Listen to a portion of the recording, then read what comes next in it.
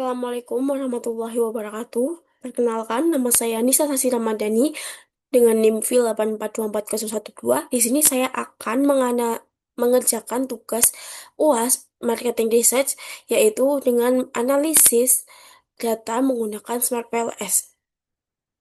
Yang pertama, sebelum kita menganalisis, kita akan membuat kuesioner terlebih dahulu menggunakan Google Form.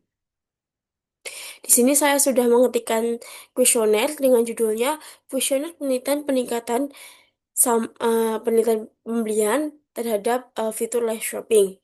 Pada kuesioner ini terdapat beberapa item, yaitu yang pertama di identitas responden, yang isinya jenis kelamin, usia, hingga nomor HP responden. Yang kedua ada di variabelnya yang akan kita teliti. Di sini contohnya ada di attractiveness, di mana nantinya poin poin pertanyaan attractiveness ini menggunakan skala linier dengan angka 1 sampai 5, di mana angka 1 itu sangat tidak setuju dan angka 5 sangat setuju. Dan nanti di variabel-variabel lainnya seperti enjoyment, social purchase, impulsive buying, dan continuous purchase intention itu juga sama menggunakan linear scale. Setelah kita jadi untuk buat kuesioner ini, jangan lupa dipublish untuk kita mendapatkan respondennya. Saat ini kita sudah mendapatkan respondennya. Seperti ini data responden yang telah didapatkan setelah kita publish kuesioner tersebut. Di mana di sini nantinya kita tidak akan menggunakan identitas responden sebagai sebagai lanjutannya untuk dimasukkan Smart PLS. Di sini kita hanya butuh variabelnya saja untuk dimasukkan ke Smart PLS. Maka dari itu, untuk identitas responden yang ini sampai nomor HP bisa kita hapus saja.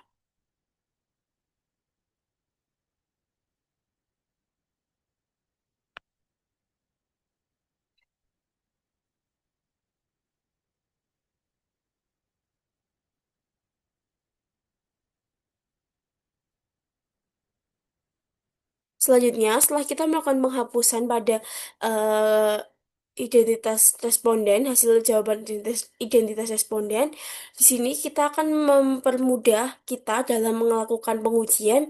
Kita akan membaginya item pertanyaan ini dengan kode-kode, yaitu pertanyaan pertama dengan kode attractiveness berarti A1. Selanjutnya nanti masih sama, di pertanyaan kedua kita ganti di A2, hingga nanti di pertanyaan terakhir, yaitu pada item continuous purchase intention, kita ganti CPI 1 sampai 5. Seperti itu. Oke.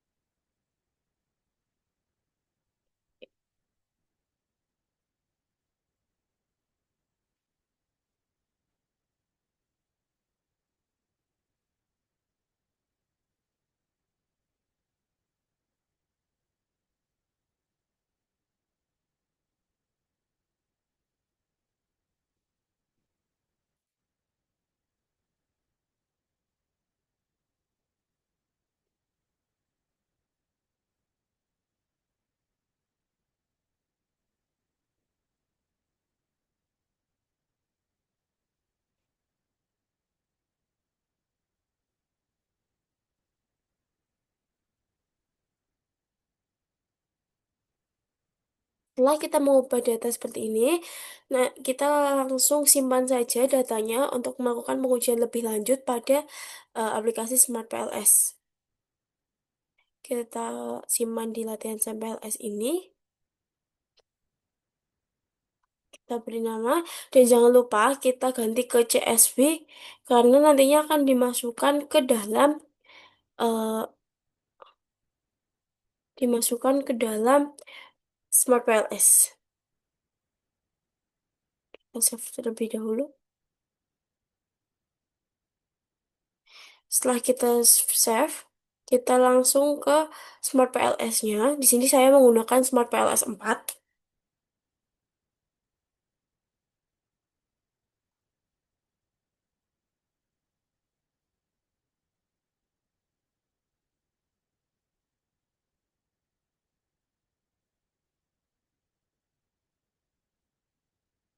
Kita langsung ke project baru saja.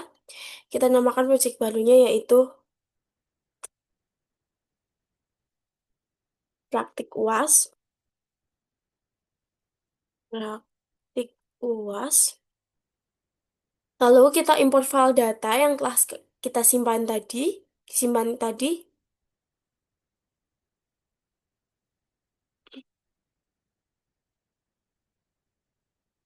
Yang ini kita open.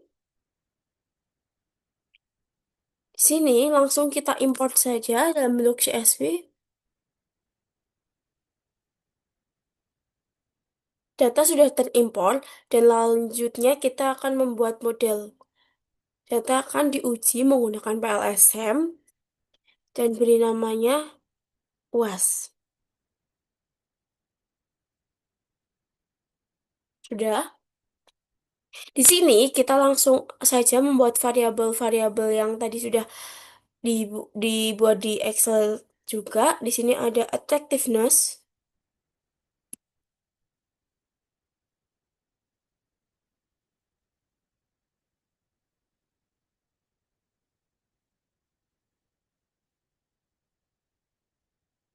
Selanjutnya ada di enjoyment. Enjoyment.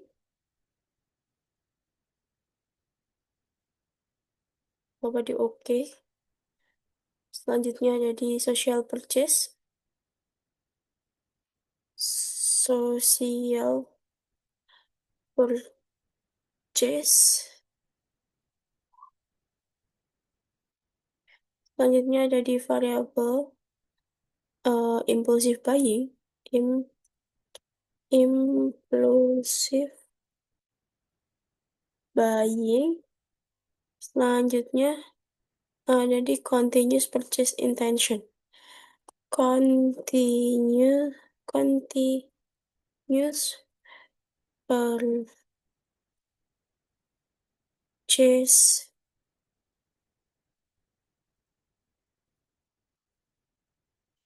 Sorry, ada di purchase intention. Nah, di sini kan masih belum eh, rapi. Kita rapikan. Kita klik pilih dulu. Gini kita rapikan satu-satu.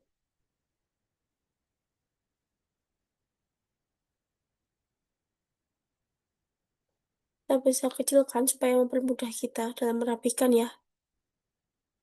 Nah, seperti ini. Lalu impulsive buying kita taruh sini. Social purchase intention kita taruh sini. Nah, sudah. Lalu, indikator yang tadi dari data Excel kita pindahkan ke variabelnya masing-masing. Sesuai ininya. Sesuai kodenya. Kalau A ya berarti di attractiveness, E berarti di enjoyment gitu. Sampai selesai.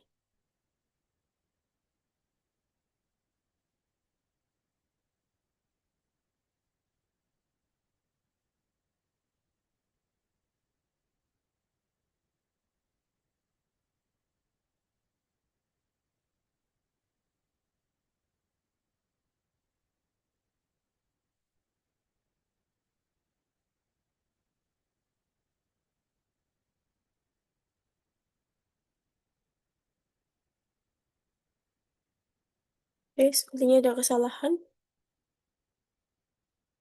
Nah, sudah. Sini kita bisa memindah indikatornya dengan seperti ini, supaya tidak mengganggu nantinya ketika kita menghubungkan tanda-tandanya juga. Nah, sudah terlihat rapi. Jangan lupa kita langsung hubungkan variabel satu dan variabel lainnya, supaya bisa langsung lanjut kita pengujiannya.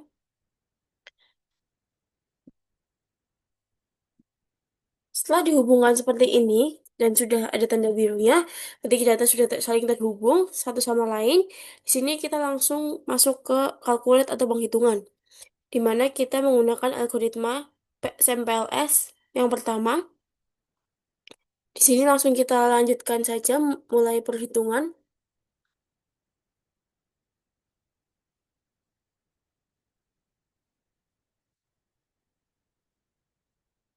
Pada mulai perhitungan ini, kita dapat hasilnya yaitu kita dapat hasil dilihatnya dari outer loading, di mana nilai outer loading ini jika di bawah 0,7 itu masih bisa dikatakan belum valid. Maka di sini yang berwarna merah ini indikator yang belum terlihat valid untuk dilakukan pengujian selanjutnya, maka perlu dihapus. Hapusnya harus satu-satu dan dari angka yang paling kecil dahulu. Kenapa harus satu-satu? Karena ketika kita menghapus yang merah secara barengan, itu nantinya akan bisa terjadi perhitungan yang tidak sesuai. Karena nantinya jika kita menghapusnya satu-satu itu biasanya bisa bakalan ada yang tiba-tiba berubah menjadi hijau, padahal itu tadinya merah. Seperti itu. Karena sudah dilakukan calculate dari sistemnya. Jadi kita harus satu-satu.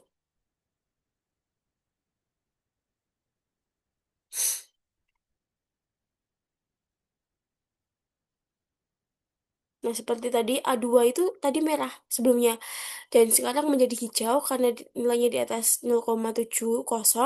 Namun juga dia berarti sudah melakukan perhitungan lagi sistemnya dengan berbeda.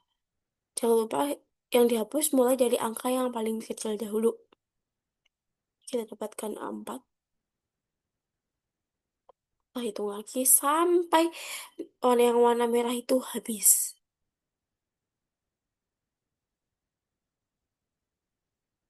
Jadi selanjutnya ada di CPI 1.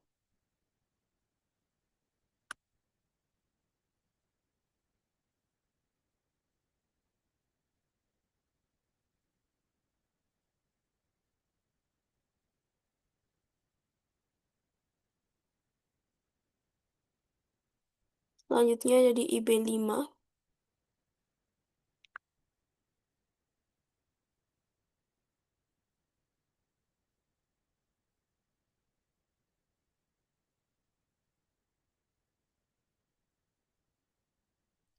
Setelah IB5 kita langsung ke IB6.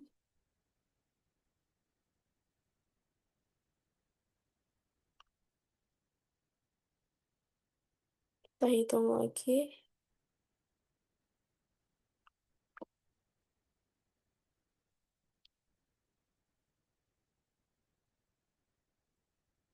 Tadi CPI 5.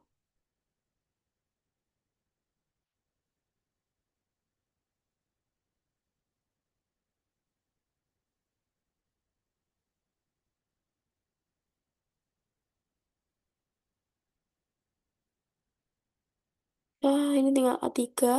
Dan nantinya di A1 terakhir. Apakah betul A1 tetap menjadi indikator yang belum dikatakan valid? Kita lihat nanti terakhir ya. A3.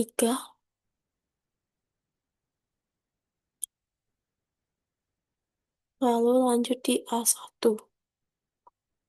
Terakhir, apakah A1 tetap dikatakan tidak valid atau sudah bisa dikatakan valid? Oh, A1 terakhir. Oke, mungkin kita bisa rapikan sekalian ya, yang kelihatan lebih enak dilihatnya. Seperti ini.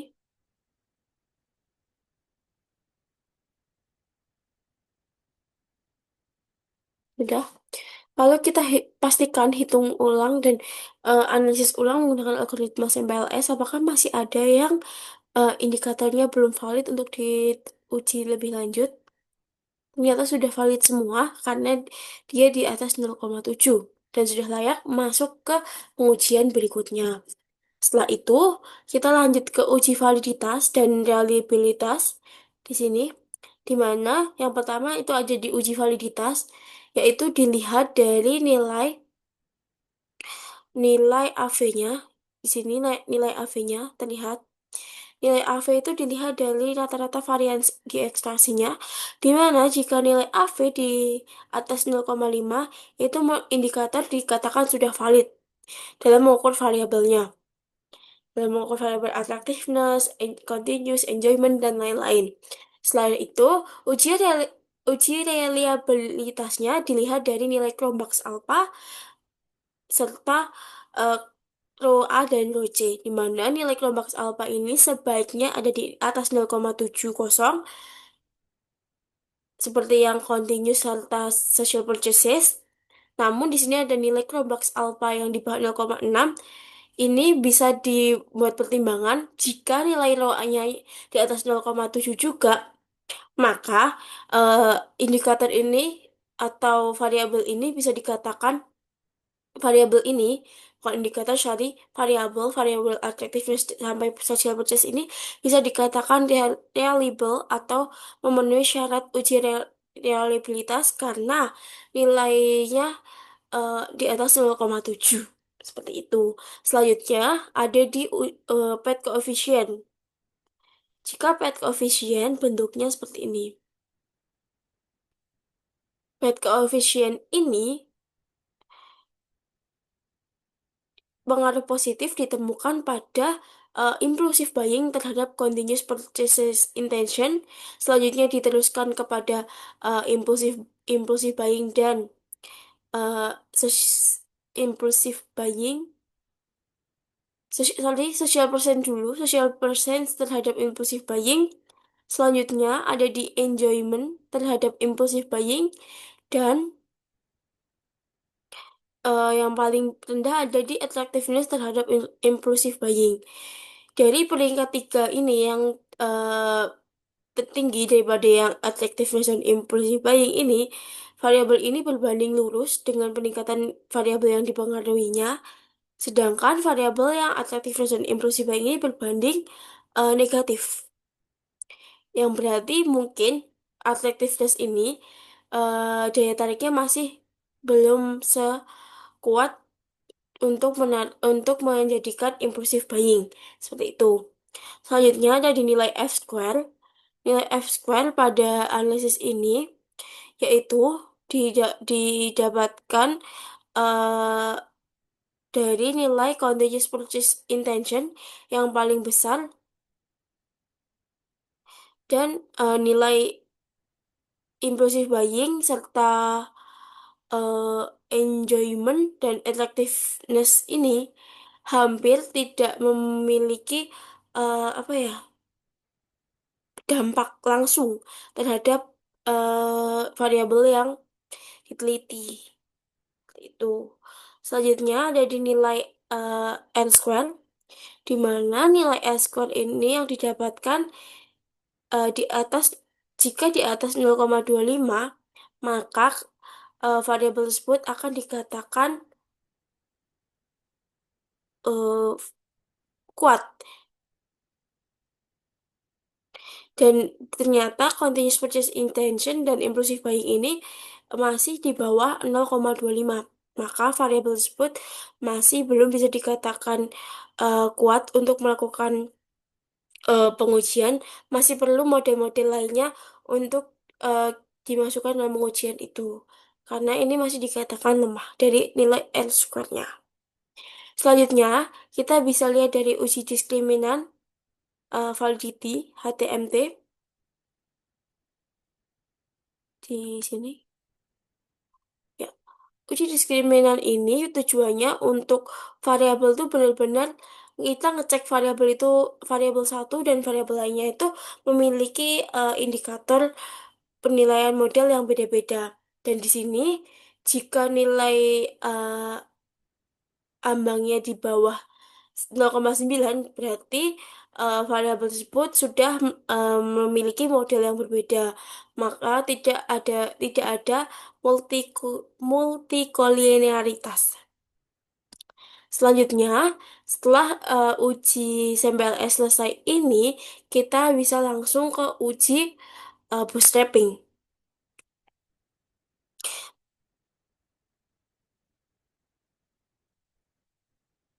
Di uji bootstrapping ini kita menggunakan subsampelnya 5.000, lalu pemrosesan paralel, dan jenis tesnya itu kita menggunakan satu atau one tail, dan langsung kita mulai perhitungan.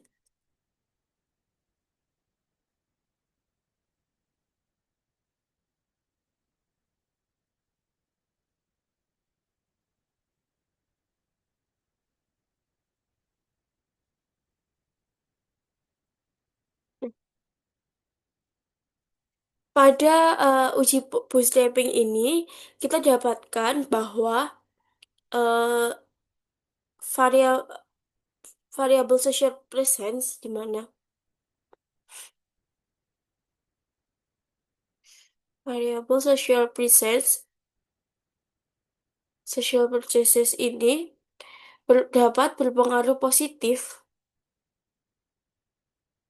dapat berpengaruh positif dan signifikan terhadap variabel impulsive buying karena dilihat dari nilai p-values-nya dan nilai t-values-nya. Serta variabel impulsive buying terhadap variabel continuous purchase intention ini juga dapat berpengaruh signifikan dalam eh, melakukan eh, pengujian.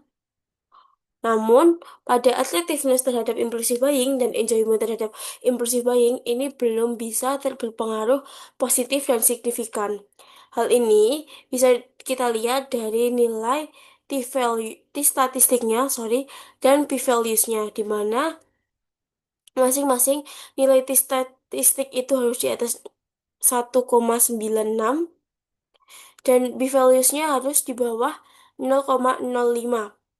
Pada kedua hubungan tersebut masing-masing akan disebut variabel yang positif dan signifikan.